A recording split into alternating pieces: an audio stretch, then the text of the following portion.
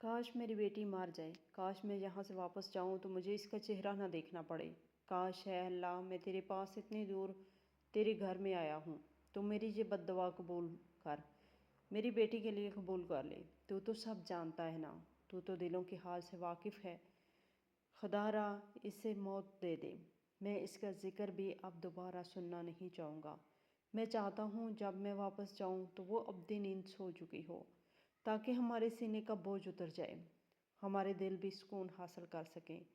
مجھے خالی مت لٹانا، خدا را میرے حال پہ رحم کرنا۔ میں مسجد حرام میں بیٹھا فجر کی نماز ادا کرنے کا انتظار کر رہا تھا، جب میں نے روتی سسکتی ہوئی ایک مردانہ آواز سنی۔ میں قدم قدم چلتا اس آواز کے تعاقب میں گیا تو میں نے دیکھا ایک آدمی وہیل چیئر پر بیٹھا رو رو کر اپنی بیٹی کے حق میں بددعائیں کر رہا تھا۔ یہ سب سنتے ہی میرا دل ایک دم سے اچاٹ ہو گیا اور میں دل میں سوچنے لگا، کتنا بد نصیب انسان ہے کہ اتنا بڑا شرف حاصل کرنے کے بعد اپنی بیٹی کو بددعائیں دے رہا ہے، جبکہ اس مقام پر آنے کے بعد لوگ اپنے خاندان والوں کے لیے بھلائی کی دعائیں کرتے ہیں، انہیں لمبی زندگی کی دعائیں دیتے ہیں، اور یہ انسان ہے کہ اپنے سکون قلب کے لیے اپنی بیٹی کی موت مانگ رہا ہے۔ میں بہت پریشان تھا، میرا دل چاہا کہ میں اس کے پاس جاؤں اور اس سے پوچھوں کیا ہے یہ ماجرا۔ ابھی بس تھوڑی ہی دور کھڑا تھا کہ اچانک ایک لڑکی اس کے قریب آئی اور اس کے کان میں کچھ کہنے لگی، جس پر بوڑھے آدمی نے حیرت سے اس لڑکی کی جانب دیکھا اور گہرا سانس لے کر ایک بار پھر سے دعا کے لیے ہاتھ اٹھا دیے۔ پہلے اس کے چہرے پر جو تکلیف کے آثار نمایاں تھے، اب ان کی جگہ راحت اور خوشی نظر آ رہی تھی۔ میں سمجھ نہ سکا کہ آخر اس لڑکی نے اس بوڑھے کے کان میں آ کر ایسا کیا کہا ہے کہ وہ ایک دم سے خوش ہو گیا ہے۔ میں اپنا یہ تجسس لے کر اس سے پہلے کہ اس کے پاس جاتا کہ اچانک ہی فجر کی اذان کی آواز گونجنے لگی اور میں اسے چھوڑتے ہوئے نماز ادا کرنے کے لیے چلا گیا۔ میں نے سوچا تھا کہ جب میں نماز ادا کر کے واپس آؤں گا تو اس سے اس بارے میں ضرور پوچھوں گا، لیکن افسوس وہ انسان مجھے دوبارہ نظر ہی نہیں آیا۔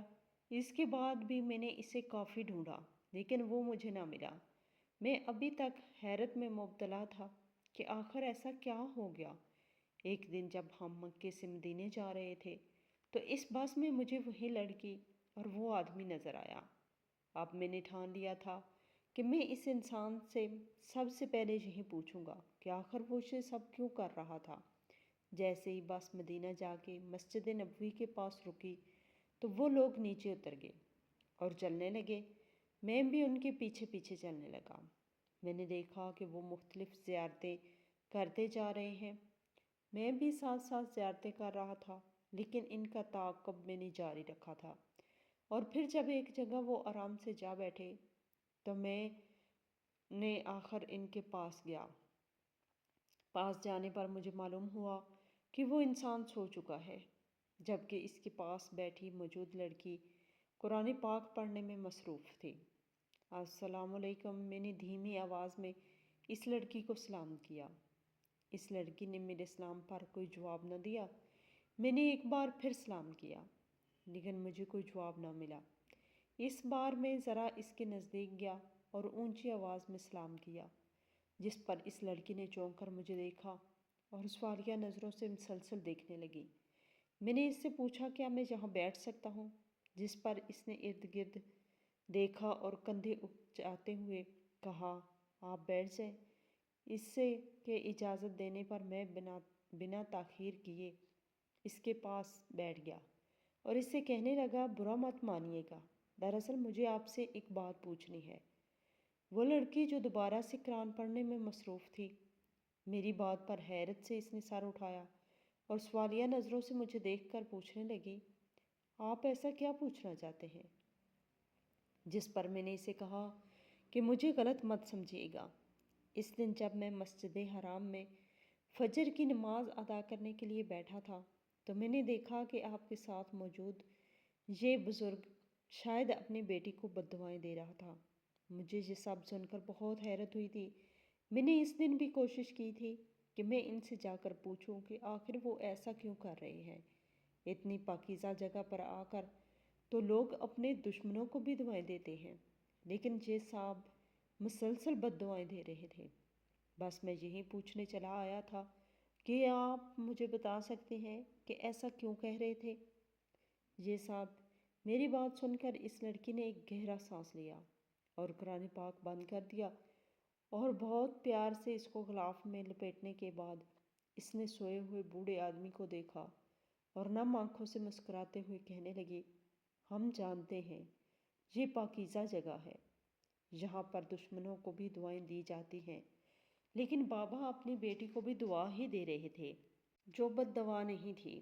جس پر میں استہزاء ہنس پڑا اور کہنے لگا، یہ کیسی دعا تھی کہ جس میں ایک باپ اپنی ہی اولاد کو مرنے کی دعا دے رہا ہے؟ میرے طنز کرنے پر وہ دھیرے سے مسکرائی اور کہنے لگی، دل کا حال تو صرف اللہ ہی جانتا ہے، دنیا والے تو ظاہر دیکھ کر ہی فیصلہ کرتے ہیں کہ انسان کیسا ہے۔ آپ نہیں جانتے کہ ہم پر کیا بیتی ہے، اگر جانتے تو شاید یہ سب نہ کہتے۔ اس لڑکی نے نم آنکھوں میں خفگی لیے مجھ سے کہا، جس پر میں نے کہا، تو پھر آپ مجھے بتا دیں، ہو سکتا ہے کہ آپ کی حقیقت جاننے پر مجھے کچھ سبق ملے اور میں ساری زندگی اس سے مستفید ہوتا رہوں۔ میری بات سننے پر اس لڑکی نے ہلکا سا قہقہ لگایا اور کہنے لگی، اللہ کبھی کسی انسان کو اس طرح کے فائدے عطا نہ کرے، لیکن اگر آپ جاننا چاہتے ہیں تو میں آپ کو ضرور بتاؤں گی۔ ہم دو بہنیں ہیں، میری امی کا انتقال 2 سال پہلے ہی ہو چکا ہے۔ بابا ہمیشہ سے ایسے نہیں تھے، وہ اپنے قدموں پر چل پھر سکتے تھے، لیکن ایک حادثے نے ہم سب کی زندگی بدل دی۔ بابا ہم دونوں بہنوں سے بہت پیار کرتے تھے۔ بابا نے ہمیں خوب پڑھایا لکھایا، حالانکہ رشتہ دار، آس پڑوس کے لوگ، بابا کے دوست سبھی بابا کو کہتے تھے کہ تمہاری 2 بیٹیاں ہیں، تمہیں چاہیے کہ تم ان کی شادی کرو، جب کہ تم ان کو پڑھانے پر لگے ہوئے ہو۔ بیٹیاں کوئی بڑا نام نہیں کریں گی، بہتر ہے کہ ان کو اپنے گھر کا کر دو تاکہ تمہاری فکر بھی تھوڑی کم ہو جائے۔ بابا ہمیشہ ان سب لوگوں کی بات سننے کے بعد کہتے تھے کہ میری بیٹیاں میرا غرور ہیں، میرا فخر ہیں، میں انہیں دنیا کی ہر آسائش دینا چاہتا ہوں، اور دنیا کی ہر آسائش انسان تعلیم حاصل کرنے کے بعد ہی حاصل کرتا ہے۔ آپ لوگ نہیں سمجھ سکتے یہ سب، جس پر لوگ وقتی طور پر تو خاموش ہو جاتے، لیکن پیٹھ پیچھے بابا کو پاگل، بیوقوف اور نہ جانے کیا کیا کہتے۔ بابا سب جانتے تھے، لیکن انہوں نے کبھی کسی کی پرواہ نہیں کی، بلکہ ہمیشہ ہر انسان کے سامنے ہماری ڈھال بن کر کھڑے ہو گئے۔ بابا اپنی بیٹیوں سے ہمیشہ اچھے کی توقع رکھتے تھے اور اکثر ہمیں کہتے تھے کہ میں دنیا سے تم لوگوں کے لیے لڑ رہا ہوں، میرا غرور مت توڑنا، مجھے ذلیل مت کرنا، میں نے اپنی عزت کی ڈور تم لوگوں کو تھما دی ہے، میں چاہتا ہوں کہ تم لوگ اس کی رکھوالی کرو، لیکن کہتے ہیں نا کہ وقت ایک سا نہیں رہتا، ہمارے ساتھ بھی کچھ ایسا ہی ہوا تھا۔ میرے بابا کو ہم پر اتنا مان تھا، لیکن ہم بہنیں وہ مان قائم نہ رکھ سکیں۔ میری بڑی بہن یونیورسٹی میں تھی اور وہاں کے لوگوں کا رہن سہن دیکھ کر بہت مرعوب ہو گئی تھی۔ اس کا دل چاہتا تھا کہ وہ بھی ایسی زندگی جیے، لیکن بابا نے کچھ حدیں بنا دی تھیں ہمارے لیے جس کو پھلانگنے کی ہمت نہ تھی ہم میں۔ لیکن میری بہن نے ایک دن اس سرکش فیصلہ کیا اور بابا کی مخالفت کرتے ہوئے اس نے اپنی زندگی کو اپنے طور پر جینے کا فیصلہ کیا۔ بابا نے اسے اس پر بہت سمجھایا، پیار سے، غصے سے، لیکن وہ نہ مانی۔ پہلے پہل تو یہ بدلاؤ اس کے کپڑوں میں آیا، لیکن پھر آہستہ آہستہ بدلاؤ اس قدر بڑھا کہ وہ مکمل طور پر بدل گئی۔ لگتا ہی نہیں تھا کہ یہ وہی لڑکی ہے جو اپنے آپ کو پردے میں اس قدر چھپا کر رکھتی تھی۔ بابا یہ سب خاموشی سے سہتے تھے، کچھ کہہ نہیں سکتے تھے، کیونکہ وہ جوان اولاد پر ہاتھ نہیں اٹھانا چاہتے تھے۔ دن بدن اس کی حرکتیں خراب ہوتی جا رہی تھیں اور بابا کی پریشانی میں اضافہ ہوتا جا رہا تھا۔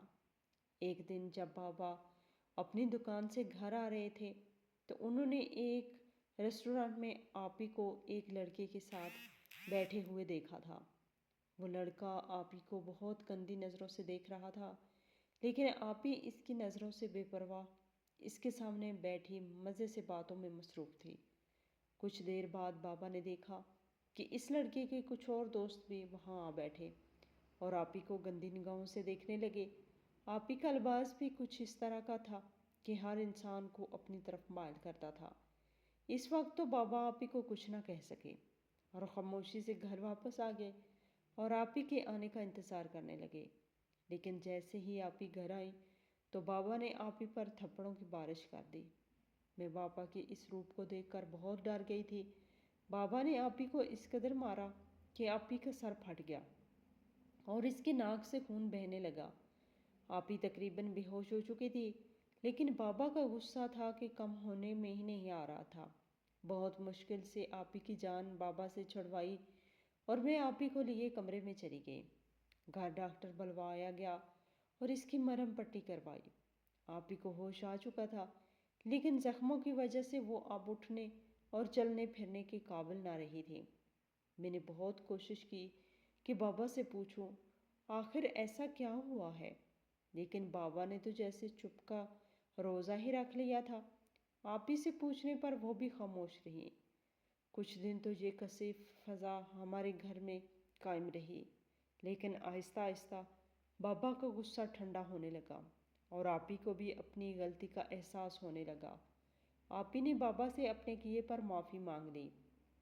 بابا نے آپی سے یہ وعدہ لیا کہ وہ آئندہ کبھی بھی کسی لڑکے کے ساتھ اس لباس میں باہر نہیں جائے گی۔ آپی نے بابا کی بات پر جھٹ سے کہا، بابا میں آپ سے وعدہ کرتی ہوں آئندہ میں اس طرح کا بیہودہ لباس نہیں پہنوں گی اور نہ ہی کسی لڑکے سے بات کروں گی۔ جس پر بابا نے ایک بار پھر آپی پر اعتبار کر لیا اور اپنی زندگی کی سب سے بڑی غلطی کر دی۔ تقریباً 1 مہینہ ہوا تھا اس بات کو کہ ایک دن آپی گھر نہ آئی۔ ہم مسلسل اسے کال کر رہے تھے، لیکن اس کا فون بند جا رہا تھا۔ اس کے دوستوں سے بات کی، جس پر معلوم ہوا کہ آج وہ یونیورسٹی نہیں گئی تھی۔ یونیورسٹی جا کر چوکیدار سے پوچھا، CCTV فوٹیج چیک کروائی گئی، لیکن کچھ بھی ہاتھ نہ لگا۔ آخرکار بابا تھک ہار کر گھر آ گئے اور رونے لگے۔ اب مجھے معلوم ہو گیا تھا کہ آپی کا بابا سے معافی مانگنا اور بابا کی ایک دم سے ساری باتیں ماننا سب بکواس تھا۔ آپی بابا اور میرے جذبات کے ساتھ کھیل رہی تھی تاکہ وہ گھر سے بھاگ سکے۔ بابا نے کسی رشتہ دار یا پولیس کو نہیں بتایا تھا۔ بابا جانتے تھے پولیس کے آنے کا مطلب ہے ہماری بدنامی اور انہیں میرے رشتے کی فکر لاحق تھی۔ اسی وجہ سے بابا نے چپ سادھ لی۔ ہمارے رشتہ داروں نے بھی جب آپی کو گھر میں نہ پایا تو وہ طرح طرح کی باتیں کرنے لگے، جس پر بابا نے یہ فیصلہ کیا کہ وہ گھر ہی تبدیل کر دیں گے۔ ہم نے اپنے اس گھر کو کرائے پر چڑھایا اور وہ شہر چھوڑ کر اپنے آبائی گاؤں جا بسے۔ میری تعلیم کا سلسلہ رک چکا تھا۔ اب ہم دونوں کو آپی کے واپس آنے کی کوئی امید نہ تھی۔ اس بات کو تقریباً 6 ماہ ہونے کو آئے گے۔ اچانک ایک دن آپی کا فون آیا۔ رات کے 2 بج رہے تھے۔ میں اپنے کمرے میں سو رہی تھی۔ جب میں نے غنودگی میں فون اٹھایا تو آپی کی سسکنے کی آوازیں سنی۔ میں اچانک ہڑبڑا کر اٹھ بیٹھی۔ آپی آپ کہاں ہو؟ آپی آپ کو پتہ ہے آپ کے جانے کے بعد ہم نے آپ سے رابطہ کرنے کی بہت کوشش کی، لیکن آپ کا فون بند جا رہا تھا۔ جانتے ہیں بابا بہت یاد کرتے ہیں، آپ کو گھر آ جائیں پلیز۔ میں اپنی بہن کی منتیں کرنے لگی تھی، جس پر میری بہن اچانک ہی دہاڑے مار مار کر رونے لگی۔ اس کے یوں رونے پر میں چپ ہو گئی۔ وہ کہہ رہی تھی، مہرو مجھے بچا لو، یہاں سے لے جاؤ، مریم پلیز میری مدد کرو۔ میں کسی طرح ان کے چنگل سے بھاگ کر گھر کے دروازے پہ آ چکی ہوں، لیکن جہاں پر پہنچنے کے بعد مجھے پتہ چلا آپ لوگ یہاں نہیں ہیں۔ دیکھو مہرو، میری جان کو خطرہ ہے۔ اس سے پہلے کہ وہ لوگ مجھ تک پہنچیں، بتاؤ تم لوگ کہاں ہو، میں آ جاتی ہوں۔ آپی نے اٹک اٹک کر کہا۔ میرا دماغ ایک دم سے معاف ہو گیا اور میں نے آپی کو بتا دیا کہ ہم اپنے آبائی گھر میں ہیں۔ یہ گھر ہمارے شہر والے گھر سے زیادہ دور نہ تھا، اسی لیے میری آپی کو آنے میں کوئی دقت نہ ہوئی تھی۔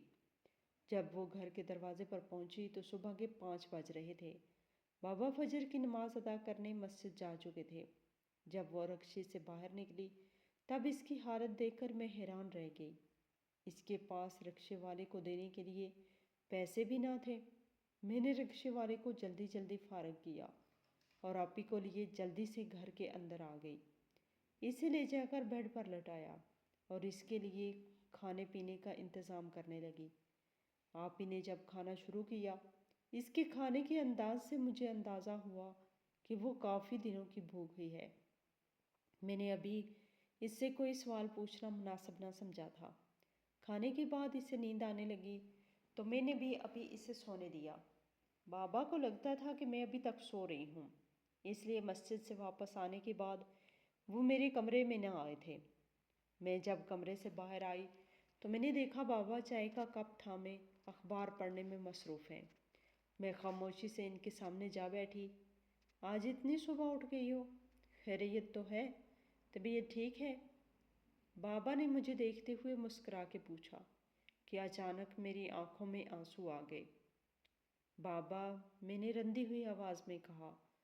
میرے اس طرح کہنے پر بابا نے حیرت سے مجھے دیکھا اور کہنے لگے، مہرو کیا ہوا ہے؟ تمہیں بتاؤ مجھے، جس پر میں ایک دم سے پھوٹ پھوٹ کر رو پڑی۔ بابا اٹھ کر میرے پاس آئے اور اپنے سینے سے لگائے خاموش کروانے لگے۔ بیٹے بتاؤ گے نہیں تو پھر مشکل کا حل کیسے نکلے گا؟ چلو شاباش، تم تو میرا بہادر بچہ ہو نا، بتاؤ، مجھے بتاؤ کیا ہوا ہے؟ بابا نے اتنے شفیق لہجے میں پوچھا کہ میں خود پر ضبط نہ کر سکی۔ میں جتنا خود پر قابو پانے کی کوشش کرتی اتنی ناکام ہوتی جا رہی تھی۔ بالآخر آہستہ آہستہ جب میرے آنسو تھمے تو میں نے بابا کو تمام حقیقت سے آگاہ کر دیا۔ بابا میرے ایک دم غصے میں آ گئے اور کہنے لگے، تمہیں کیا ضرورت تھی اسے گھر میں لانے کی؟ جہاں گئی تھی وہیں رہتی، مر جاتی، واپس کبھی نہ آتی۔ تم نے کیوں کیا ایسا؟ مہرو، بابا ایک دم سے غصے میں آ کر مجھ پر بھڑکنے لگے۔ میں کہنے لگی، بابا آپ ایک بار آپی کی حالت تو دیکھ لیں۔ مجھے لگتا ہے کہ آپی کے ساتھ بہت کچھ برا ہوا ہے، ایک بار آپ انہیں دیکھ لیں۔ میرے کہنے پر پلیز بابا۔ بابا نے ہاں میں سر ہلا دیا اور میرے ساتھ کمرے میں آ گئے۔ جیسے ہی بابا کی نظر آپی پر پڑی تو وہ سکتے میں آ گئے۔ آپی کے چہرے پر جگہ جگہ بہت سے نشان تھے، ایسے جیسے کسی نے انہیں زور سے بہت بری طرح پیٹا ہو۔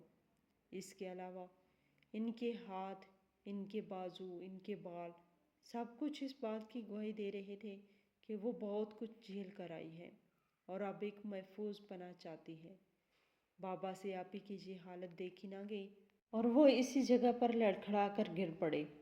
میں جو ابھی آپی کے غم سے باہر نہ آئی تھی، اپنے بابا کے اس طرح گر جانے پر پریشان ہو گئی تھی۔ میں نے بابا کو اپنے پڑوسیوں کی مدد سے اٹھایا اور انہیں لیے اسپتال جا پہنچی۔ ڈاکٹر نے ابتدائی طبی امداد دی اور صرف اتنا کہا کہ آپ کے والد کو فالج کا اٹیک آیا ہے، جس کے باعث اب وہ چل پھر نہیں سکیں گے، لیکن زیادہ پریشان ہونے کی ضرورت نہیں ہے۔ روزانہ تھراپی اور دوائیوں سے یہ ٹھیک ہو جائیں گے۔ ڈاکٹر کے یہ الفاظ تھے کہ مجھ پر پہاڑ بن کر ٹوٹے۔ مجھے ایک دم سے لگنے لگا تھا کہ میری ساری دنیا ویران ہو گئی ہو۔ میں اس دنیا نما جنگل میں اکیلی رہ گئی ہوں۔ مجھے رہ رہ کر اپنی بے بسی پہ رونا آ رہا تھا۔ اب میں گھر جاؤں یا نہیں، مجھے کچھ پتہ نہیں چل رہا تھا۔ ڈاکٹر کے سمجھانے کے بعد میں گھر آئی اور بابا کی کچھ ضروری چیزیں لیں، ان کے لیے کھانا بنایا اور دوبارہ سے ہاسپٹل جانے کی تیاری کرنے لگی۔ آپی بھی اٹھ چکی تھی اور ہم دونوں کو گھر میں نہ پا کر بہت پریشان ہو چکی تھی۔ جب آپی نے مجھ سے بابا کے بارے میں پوچھا تو میں نے انہیں بتایا کہ آپ کی یہ حالت دیکھ کر وہ سہ نہ پائے، جس کی وجہ سے انہیں فالج کا اٹیک آیا ہے، جس کی وجہ سے اب وہ ہاسپٹل میں ہے۔ لیکن آپ فکر مت کریں، آپ کے لیے بھی کھانا بنا کر جا رہی ہوں، آپ دعا کرنا، میں بابا کو لے کر جلد آؤں گی۔ میں نے آپی کو تسلی دیتے ہوئے کہا، جس پر آپی نے روتے ہوئے ہاں میں سر ہلایا۔ میں اسپتال آ گئی اور بابا کے خیال رکھنے لگی۔ ایک ماہ تک بابا کو مسلسل مختلف قسم کی ایکسرسائز کروائی جاتی رہی، جس کی بنا پر بابا کچھ بولنے کے قابل ہو چکے تھے۔ اب وہ اپنے ہاتھ بھی ہلانے لگے تھے، لیکن بڑھتی عمر کے باعث وہ اپنی ٹانگوں سے ہمیشہ کے لیے محروم ہو گئے تھے۔ مجھے اس بات کا بے حد دکھ تھا، لیکن اس بات کی خوشی بھی تھی کہ اب بابا بول تو سکیں گے، مجھے تنہا زندگی نہیں گزارنی پڑے گی۔ میں بابا کو لیے 1 ماہ کے بعد جب گھر آئی تو آپی ہمارے سامنے کھڑی تھی۔ 1 ماہ میں آپی کے زخم کافی حد تک بھر چکے تھے اور اس کی حالت بھی پہلے سے کافی بہتر ہو چکی تھی۔ اس نے ہی بابا کے لیے سارا کھانا وغیرہ تیار کیا۔ بابا پہلے تو اسے دیکھ کر اپنا رخ موڑ گئے، جب اچانک ہی آپی بابا کے قدموں میں بیٹھ گئی اور ان کے پاؤں پکڑ کر معافی مانگنے لگی۔ بابا مجھے معاف کر دیں، میں نہیں جانتی تھی کہ میں کتنی بڑی غلطی کرنے جا رہی ہوں۔ اگر اس دن میں نے آپ کی بات مان لی ہوتی تو آج یہ حالات نہ ہوتے، آج ہم ایک مختلف زندگی جی رہے ہوتے، لیکن میری غلطی کی وجہ سے سب برباد ہو گیا۔ بابا پلیز مجھے معاف کر دیں۔ آپی مسلسل رو رہی تھی، میں بھی رونے لگی۔ بابا زیادہ دیر آپی سے ناراض نہیں رہ سکتے تھے کیونکہ وہ بابا کی پہلی اولاد تھی۔ بابا آپی کو مجھ سے زیادہ چاہتے تھے۔ آخر کار آپی کو بابا نے معاف کر دیا اور رشتوں کے درمیان کھڑی خاموشی، بڑی سرد دیوار ایک دم سے گر گئی۔ نہیں معلوم تھا کہ ذرا سے آنسو سارے رشتے دوبارہ سے جوڑ دیں گے۔ ابھی بابا بھی آہستہ آہستہ ٹھیک ہونے لگے تھے، آپی بھی پہلے سے کافی بہتر ہو چکی تھی۔ میں اپنے گھر کو ایک بار پھر پہلے جیسا دیکھ کر اللہ کا شکر ادا کرتی تھی، لیکن میں نہیں جانتی تھی کہ وقت ایک دم سے پھر بدل جائے گا اور ویرانی ہمیشہ کے لیے ہمارے وجود کا حصہ بن جائے گی۔ ایک دن آپی کچن میں کھڑی کام کر رہی تھی کہ اچانک اسے چکر آیا اور وہ بے ہوش ہو کر گر پڑی۔ ڈاکٹر کے پاس لے کر گئے تو ڈاکٹر نے بتایا کہ مسلسل جسمانی اور ذہنی تکلیف جھیلنے کی وجہ سے آپ کی بہن کا دماغ نارمل انسانوں کی طرح کام کرنے سے قاصر ہو چکا ہے۔ اچانک ہی یہ دماغ کام کرتے کرتے بند ہو جاتا ہے، جس کی وجہ سے آپ کی بہن بے ہوش ہو جاتی ہیں۔ اس کے علاوہ ہمیں اس بات کا خدشہ ہے کہ آپ کی بہن کو برین ٹیومر نہ ہو، کیونکہ ایسے حالات میں اکثر برین ٹیومر ہو جاتا ہے۔ ڈاکٹر نے بہت پیشے ورانہ انداز میں مجھ سے کہا۔ میرے سر پر تو مانو پہاڑ ٹوٹ چکا تھا۔ میں نے بے تابی سے ڈاکٹر سے پوچھا، کیا اس سب کا کوئی علاج ہے؟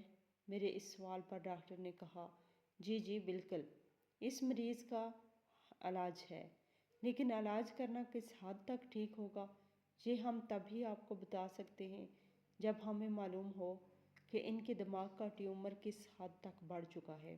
بہتر ہے کہ آپ اس سے پہلے کچھ ٹیسٹ کروا لیں تاکہ ہمیں ان کا علاج شروع کر دیں، ڈاکٹر نے مسکراتے ہوئے کہا، جس پر میں نے ہاں میں سر ہلاتے ہوئے کہا، مجھے وہ ٹیسٹ لکھ دیں، میں جلد از جلد وہ ٹیسٹ کروانا چاہوں گی۔ جیسے ہی ڈاکٹر نے مجھے ٹیسٹ لکھ کر دیے، میں نے اپنی بہن کے ٹیسٹ کروائے۔ جب رپورٹ آئی تو ڈاکٹر نے مجھے اپنے پاس پھر بلا لیا۔ جب میں اس کے پاس پہنچی تو اس نے مجھے رپورٹیں دکھاتے ہوئے کہا کہ آپ کی بہن کا ٹیومر بے حد پھیلا ہوا ہے اور ہم اس کا علاج کرنے سے قاصر ہیں، کیونکہ ہمیں ڈر ہے وہ مر نہ جائے۔ 50% اس بات کی چانسز ہیں کہ اگر ہم ان کا آپریشن کریں گے تو وہ زندہ رہ سکتی ہیں اور ہو سکتا ہے کہ وہ مر جائیں۔ آپ سمجھ رہی ہیں میں کیا کہہ رہا ہوں؟ ڈاکٹر نے سنجیدگی سے کہا۔ میں نے ہاں میں سر ہلایا اور خاموشی سے رپورٹیں اٹھائے اس کی کیبن سے باہر آ گئی۔ گھر آ کر میں نے اپنے باپ کو اس تمام صورتحال کے بارے میں بتایا۔ اس سال بابا نے یہ فیصلہ کیا تھا کہ ہم عمرے کے لیے جائیں گے۔ ہماری ٹکٹس بھی آ چکی تھی، لیکن آپی کی بیماری نے ہم سب کو پریشان کر دیا تھا۔ ہم نے بہت آپی کو کہا کہ آپ بھی ہمارے ساتھ چلیں، لیکن آپی نہ مانی، کیونکہ آپی کے سر کا درد دن بدن بڑھتا جا رہا تھا اور آخر کار آپی کو پھپھو کو آپی کی دیکھ بھال کے لیے دے کر یہاں عمرے کی شہادت حاصل کرنے آ گئے۔ روز بابا کی آپی سے بات ہوتی ہے اور وہ روز بابا کو بتاتی ہیں کہ سر کا درد بڑھتا جا رہا ہے، بہت تکلیف میں ہے۔ بابا کو کہتی ہیں کہ ماں کی دعا اثر رکھتی ہے، جبکہ باپ کی دعا فوری قبول ہوتی ہے۔ بابا خدا را، آپ میرے لیے دعا کریں کہ میں مر جاؤں۔ یہ زندگی جو میرے لیے زحمت بن گئی ہے، اس سے مجھے چھٹکارا مل جائے، تاکہ میں اس روز روز کی موت سے ایک ہی بار مر جاؤں اور سکون حاصل کر لوں، اور آپ کی اذیتوں میں بھی کمی آ جائے۔ میرے بابا آپی کی باتیں سن کر بہت روتے ہیں۔ میں اکثر انہیں سمجھاتی کہ ایسی باتیں مت کیا کریں، جس پر وہ کہتی تم نہیں جانتی، یہ سب میرے اعمال کا نتیجہ ہے جو مجھے بھگتنا پڑ رہا ہے۔ اگر میں نے اپنے باپ کی بات مانی ہوتی تو آج میں اتنی اذیت میں نہ ہوتی، لیکن دیکھو میری غلطیوں نے کیا کچھ کر دیا۔ مجھ سے میرے باپ کی صحت چھین لی، مجھ سے میری بہن کا ایک روشن مستقبل چھین لیا، اس کی مستقبل کی زندگی ویران کر دی، اور اپنی زندگی کی خوشیوں کو میں نے اپنے ہی ہاتھوں سے آگ لگا دی۔